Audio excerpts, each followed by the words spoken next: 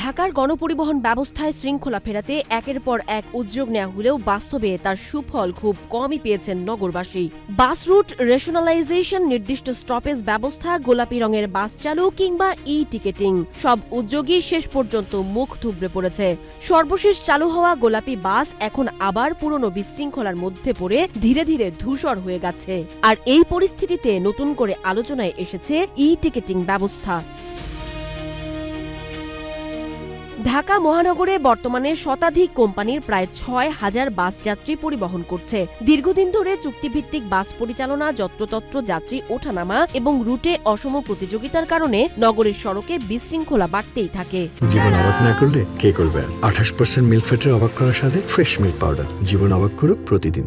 এই পরিস্থিতি সামাল দিতে ২০২৫ সালের ৬ ফেব্রুয়ারি আব্দুল্লাপুর থেকে ঢাকাগামী বাসগুলোর জন্য কাউন্টার পদ্ধতি ও টিকেটিং চালু করার উদ্যোগ নেয় ঢাকা সড়ক পরিবহন মালিক সমিতি।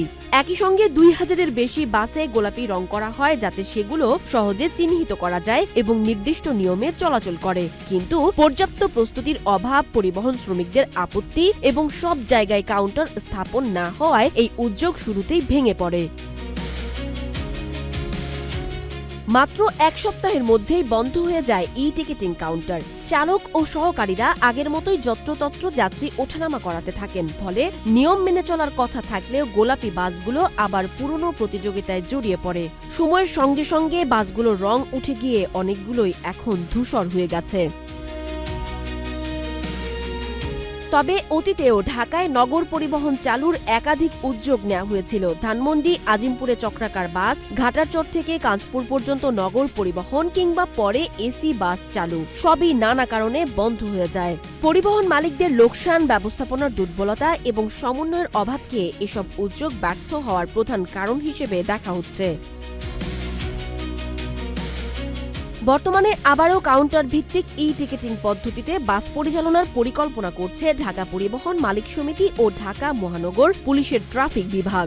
পরিকল্পনা অনুযায়ী নির্ধারিত বাস স্টপেজে QR কোড থাকবে। যাত্রীরা মোবাইল অ্যাপ ব্যবহার করে বা টিকিট মাস্টারের কাছ থেকে টিকিট সংগ্রহ করে বাসে উঠবেন।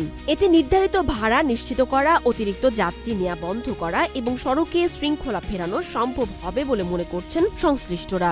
তবে এখনও এই সেবা চালুর নির্দিষ্ট সময় জানাতে পারেনি কর্তৃপক্ষ। এদিকে সরকার রাজধানীতে ইলেকট্রিক বাস চালুর বিষয়েও আগ্রহ দেখিয়েছে। তবে বাস্তবে এসব উদ্যোগ কতটা কার্যকর হবে তা নিয়ে সংশয় থেকেই যাচ্ছে। নগরবাসীর প্রত্যাশা বারবার ব্যর্থতার গল্প নয়, এবার যেন সত্যি শৃঙ্খলিত ও আধুনিক গণপরিবহন ব্যবস্থার দেখা মেলে ঢাকার রাস্তায়। সানজিদা সোনিয়া, নাগরিক, প্রতিদিন।